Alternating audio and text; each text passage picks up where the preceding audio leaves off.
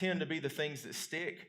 They're the things that really land. It's because of a thing that most all of us experience. It's called negativity bias, where the mental and emotional toil, the weight of those kind of things, it sticks. Those things tend to matter more to us when the negative things happen. A lot of us can recall the exact moment and words when we received criticism from a key person in our life. If we were to raise our hands, if I were to phrase this and ask people to raise hands, I'm not, for the record, but if we were to do that, I would bet that the response would be massive. If we said, raise your hand if you remember an exact moment where criticism happened in your life.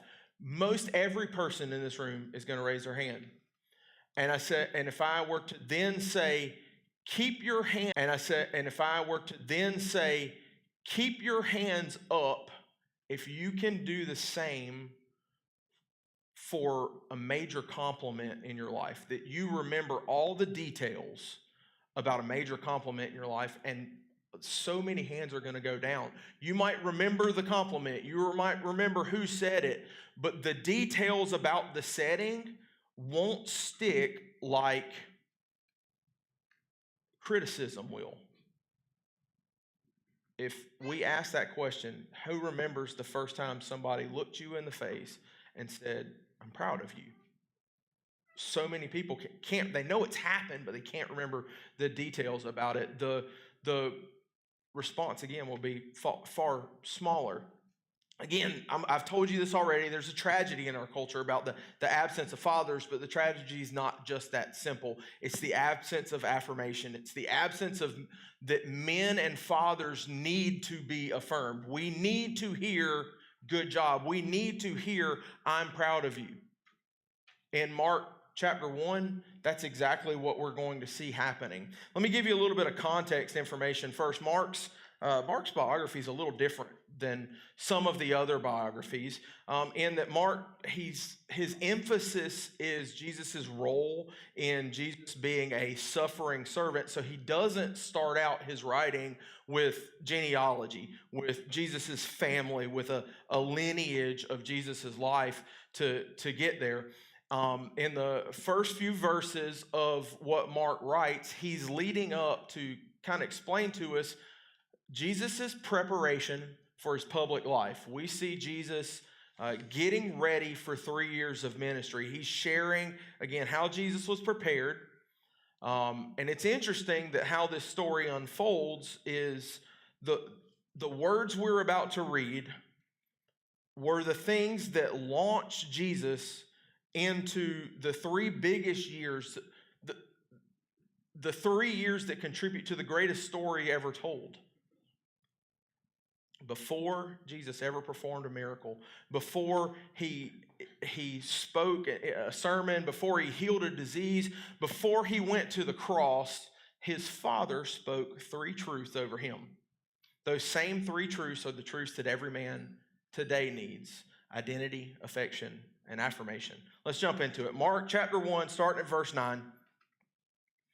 At that time, Jesus came from Nazareth in Galilee and was baptized by John in the Jordan. At that time it's important. It helps us understand some things about exactly what's going on in this story. Jesus' entire 3-year ministry is starting. We know that Jesus is connected to John the Baptist because in the previous verses, there's information about John the Baptist. There's even a prophecy that is from Isaiah chapter 40 that's quoted in the previous verses here in Mark, where we are able to connect Jesus and John and what's going on. So we know who Jesus is. We have beyond a shadow of a doubt, because at this time, these things are happening.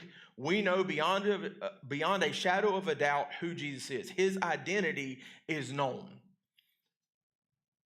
But what comes next is important. And if it was important to Jesus, the Christ, the Messiah, certainly it should be important to us.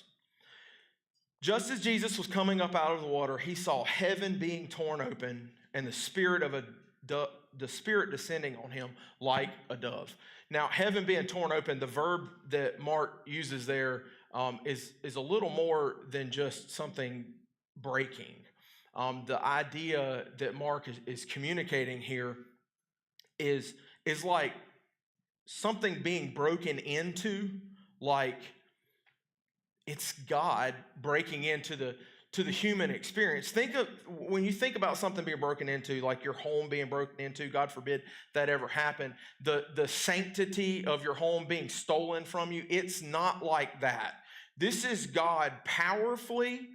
This is the Kool-Aid man experience. Y'all know the Kool-Aid man. He busts through the wall. Oh yeah, he's here. Maybe that's wrestling, I can't remember. But the Kool-Aid man shows up and he's welcomed. He's refreshing. His presence is known. That is what heaven being torn open is like in this setting. And the Spirit descends on Jesus. Now, this is important. While we're talking about three primary things that men need to hear, their identity, affection, and affirmation, presence is also important. Presence is in this verse.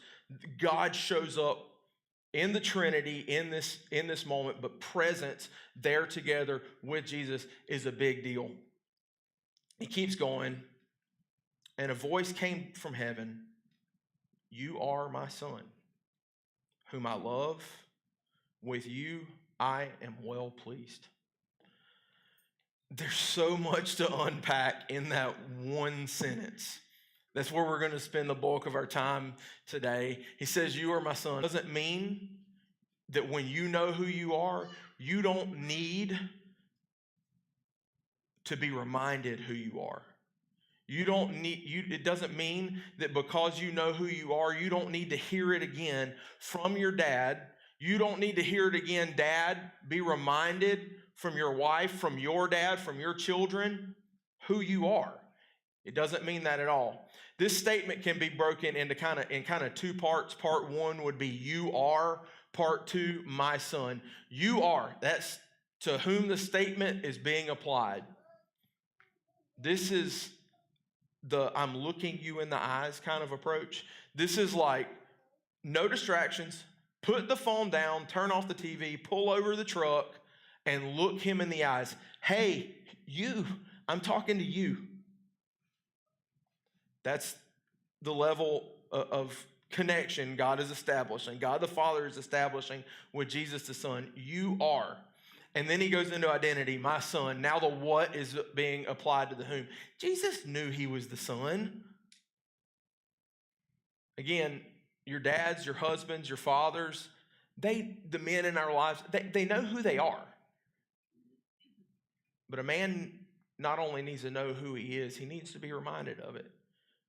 Because identity is absolutely important. They need us to acknowledge who they are. They need that from us. A man, again, knows who he is. And it's important. It's more important than what he does, what he earns, what he produces. Who he is what he needs you to know and what he needs to know that you know. A paycheck provides for a family, but identities sustain men. When you are proud in your identity, that's what keeps you moving. So God says, "You are my son, whom I love."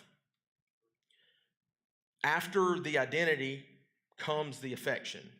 Men, look, we're not always good at affection. We know that. There's something about this in our culture. It's just not always easy. Affections, it feels touchy-feely, and men, we often don't want to do that. But let me remind you of who's in this picture. Let me remind you of who's in this scene. This is Jesus. This man worked with his hands. He rubbed elbows with fishermen. He rowed in boats. I'm talking about he's a man. The riding boats things, there are few times in my life as scary as the scary moments I've experienced on the water. You want to see Tyler turn into a little sissy, let it be on the ocean when you can't see land and the waves are doing weird stuff and we're fishing and a shark swims by the boat that's half as long or better than the boat. Tyler wants to go back to earth. I don't want to be on I know it's earth, y'all. I want dirt. I don't want the ocean. And Jesus, in a storm, took a nap. That is a man who's secure with himself. Me, I'm wigging out. I'm with the disciples, nutting up. And Jesus took a nap. He's the kind of man who would challenge the authorities. He would flip tables in righteous anger. And he was no stranger to affection. Don't miss that. Don't miss this part of the affection either. It's not surface level, I love you, man, kind of affection. This translates in other passages and other translations that render whom I love into the beloved one.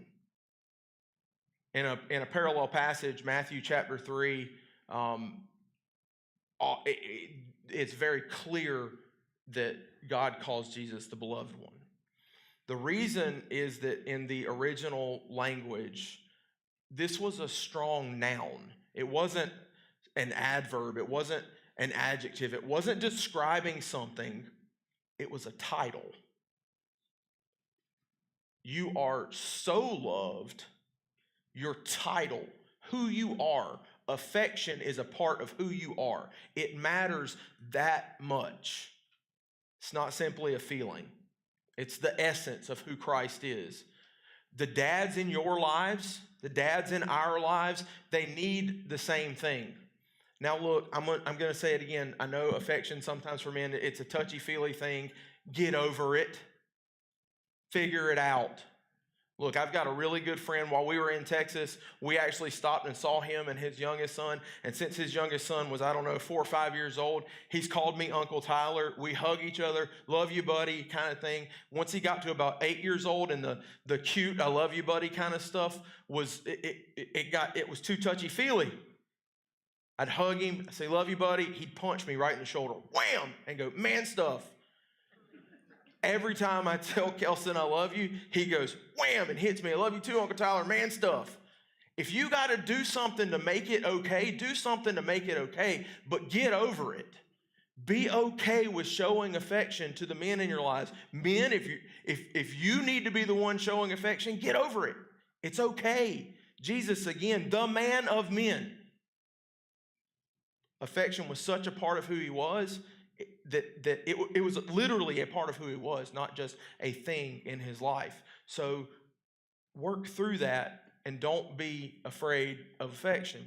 Now look, I was at times pretty hard on my boys, and many of us have dads who were hard on us. The reason was not that they didn't have affection for us. It was generally an expectation. There was an expectation in our lives that we would become someone. We would develop character. We're hard as dads because we see potential, and we want our families to have the best because we do love them. Now let me say this. If your dad is just a mean cuss, that's not what I'm talking about. I'm talking about the accountability of being able to experience affection. But men who are hard on their families, reasonably hard on their families, driving their families to achieve, driving their families, they need to know something. They need to know that you understand and appreciate them for instilling morals and character and work ethic and high standards in your life. They need to know that you appreciate the sacrifices that they've made to make your life better. Men receive responsibility, and most do it really well. But most of the time, we do it without affection. When was the last time your dad heard you say, I love you? Not an assumption, not implied, but actually spoken or lived out, Dad, I love you. They need it. God says, so he starts, you are my son, who I love, and then in whom I am well pleased. After affection comes affirmation. There are few things that will uplift a man, few things in a man's life that will really help him out, like the words, I'm proud of you. The very first picture that you guys saw was me and Ethan standing face to face, and his response to my words, I'm proud of you. Those words, the affirmation that comes along with those words, is a big deal to every man. Your dad, the father of your children, wives who have husbands, the father of your children, they need to know that you're proud of them. No miracles, no sermons.